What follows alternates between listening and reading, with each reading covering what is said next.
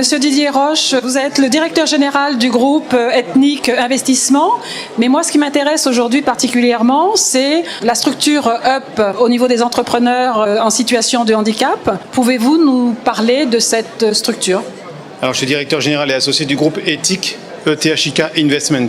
Alors, HUP est une association reconnue d'intérêt général qui a été créée en 2008 et qui a pour vocation d'accompagner les personnes handicapées dans la création et leur développement de leur entreprise. Que ce soit des personnes en micro-entreprise, donc anciennement auto-entrepreneurs, ou des gens qui veulent diriger des sociétés. Donc soit dans la création, soit dans le fait de reprendre aussi une entreprise. Il y a beaucoup d'opportunités aujourd'hui qui se font grâce au Papy Boom. Et enfin aussi d'accompagner les chefs d'entreprise qui deviennent handicapés, qui aujourd'hui une population absolument pas adressée par les dispositifs d'aide à l'emploi des personnes handicapées.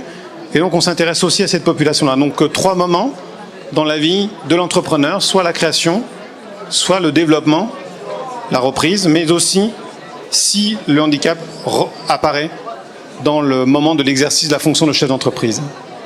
Alors par ailleurs, on a aussi une vocation qui est de peser auprès des pouvoirs publics pour que la loi, lorsqu'elle passe, ne vienne pas pénaliser les personnes handicapées. Donc on a la loi actuellement dans le champ de Madame Pellicot, par exemple, ou au ministère de l'économie, la loi Pacte, par exemple, où on va être attentif à ce que les dispositions ne soient pas des freins à l'entrepreneuriat des personnes handicapées, voire qu'elles soient favorables. Et ainsi, on a obtenu dans la fameuse loi Macron en 2016 que toute structure soumise à l'obligation d'emploi des personnes handicapées, lorsqu'elle travaille avec un travailleur indépendant handicapé, avec un chef d'entreprise handicapé, eh bien, elle puisse voir sa contribution à la GFIP ou au FIP, que ce sont des fonds qui collectent les pénalités lorsque vous n'avez pas votre nombre de personnes handicapées, eh bien, voir cette contribution diminuer parce qu'elle sous-traite avec des entrepreneurs handicapés. Vous allez les mettre à l'honneur cette année, au mois d'octobre, je crois, ces entrepreneurs? Oui, alors effectivement, on a décidé cette année de célébrer l'entrepreneuriat des personnes handicapées en mettant en place le premier trophée des entrepreneurs handicapés sous le haut patronage de la présidence de la République. Et donc l'idée, c'est de récompenser dans 4 catégories. La première catégorie, c'est la création d'entreprise. La deuxième catégorie, c'est je reprends une entreprise. La troisième catégorie, c'est je développe mon entreprise. Et enfin, la dernière catégorie, qui est la catégorie suprême, on va dire ça, c'est l'entrepreneur de l'année.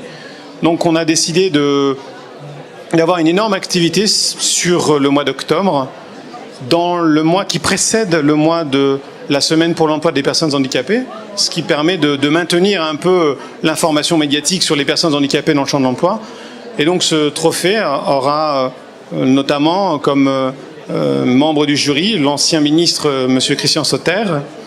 Nous avons également des entreprises qui nous soutiennent pour développer ce projet avec un énorme plan média.